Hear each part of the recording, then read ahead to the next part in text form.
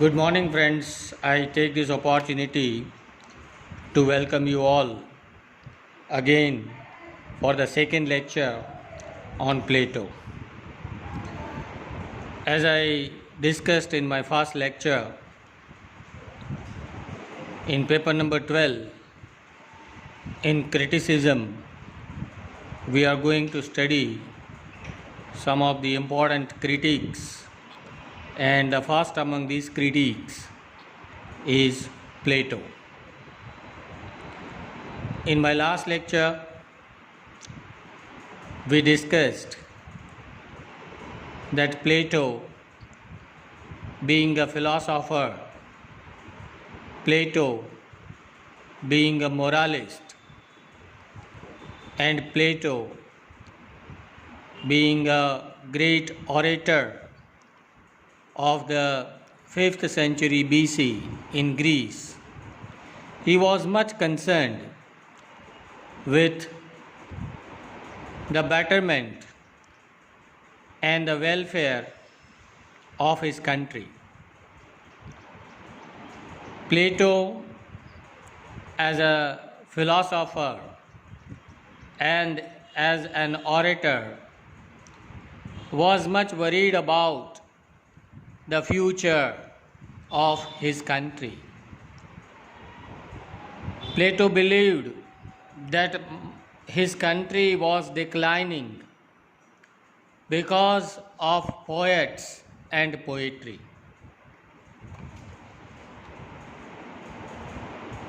But it is perhaps a disappointing fact that the philosopher Plato, who of all philosophers, who was most richly endowed with poetic sensibility and who himself had adorned his prose with the lines and phrases taken from the great poets, he turned against the poets. He tried to pass a serious censure to banish the poets and poetry from his country. In many of his dialogues, Plato himself has taken some great lines from the great poets of his times, and still he goes against the poets and poetry. Now, this is really a disappointing fact for all of us. But let me tell you that when Plato came with his critical theories, the wonderful flowering period of Greece was over. Creative impulse in Greece had practically been seized. Philosophers and orators were the leaders in every walk of life. And Plato, being a philosopher and Plato being an orator, was much concerned with building up of an ideal state and building up of an ideal man, ideal citizen. And that is why he wanted to see whether literature or poetry helps in developing and molding the character of the citizens or not. Plato was a moralist and he was a philosopher. As a moralist and as a philosopher, he found out some problems with the poets and with poetry. This is what we discussed in our previous lecture. Now, what problems did he find with the poets who were writing poetry in Greece in his times. Plato found that the poets like Homer, the poets like Hesiod are convicted of immoral teachings. Means the poetry which was written by Hesiod. Let me write it down here. The poetry written by Hesiod. This poetry was convicted of immoral teachings, and the tragedians and the comedians who were writing the plays during his times, they were condemned because they were imitating the unworthy objects. And Plato believed that in an ideal country, in an ideal state, there is no place for such people. There is no place for such poets, such playwrights who are convicted of immoral teachings. There is no place for the poets in the country who were relieving the immoral messages to the society. Plato thought that, can we allow the poets to misrepresent the gods? Can we show the gods as revengeful or lustful or cruel or waging war among themselves? Plato asked this question. Let me repeat it again. Plato thought and Plato asked a question that, can the philosophers of this country allow the poets to misrepresent the gods? Because in those times the poetry which was written, in that poetry the gods were not presented as moral beings. Gods were presented as full of revenge. Gods were presented as lustful people. Gods were presented as cruel people. And gods were presented as waging war among themselves. Not only this, some of the poets presented gods in their poetry as the author of evil.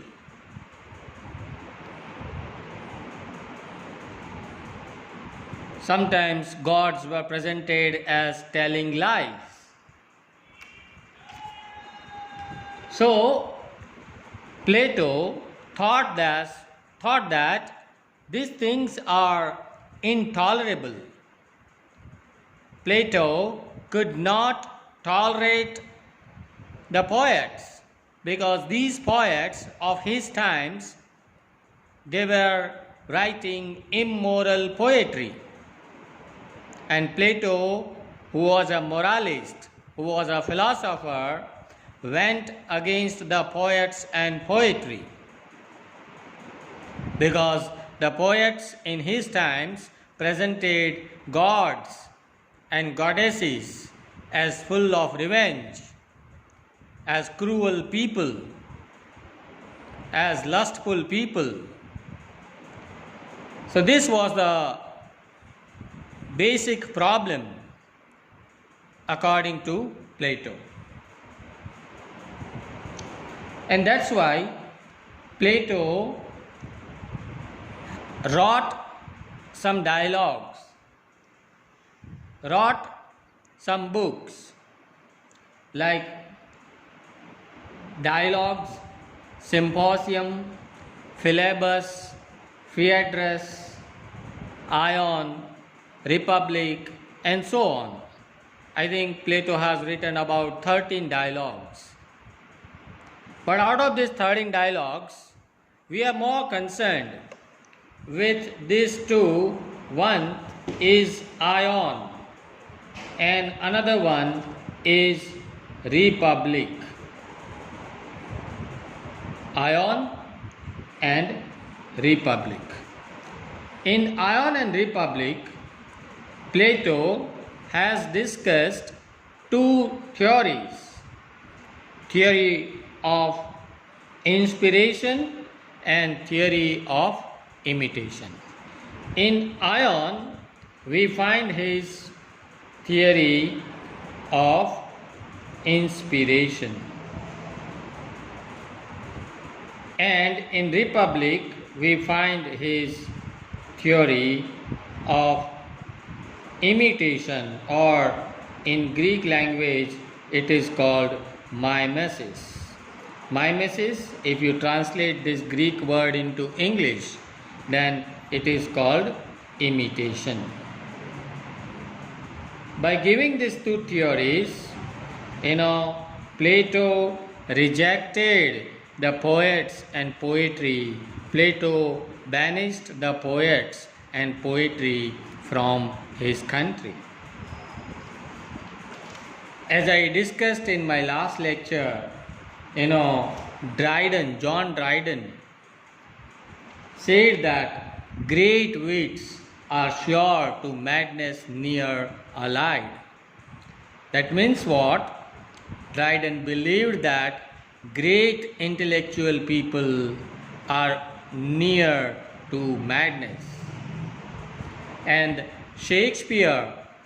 William Shakespeare also wrote in one of his plays that the lunatic, the lover, and the poet are of imagination all compact.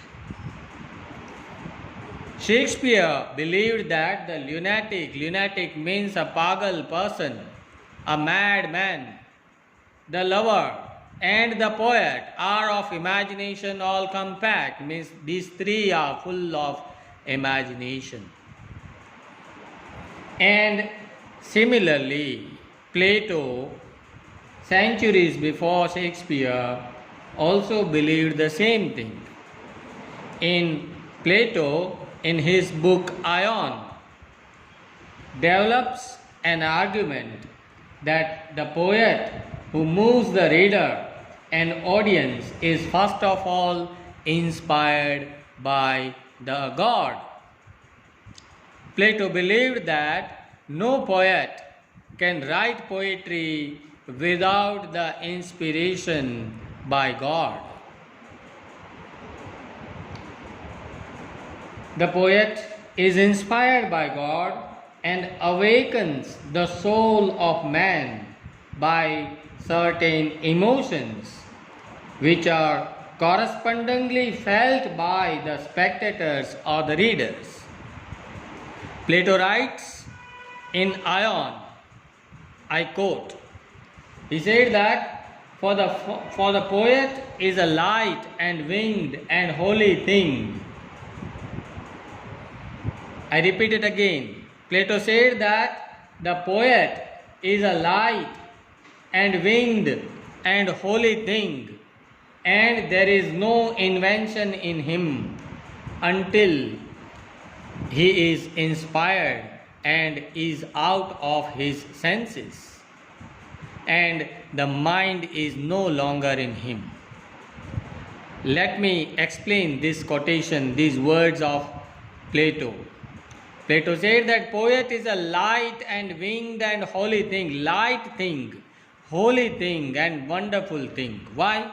Because light means, the poet is a light thing. Means poets are full of imagination. That's why the poets are winged people. Poets are light people. And holy people, why? Because they are inspired by God. And there is no invention in him until he is inspired, the mind is no longer in him.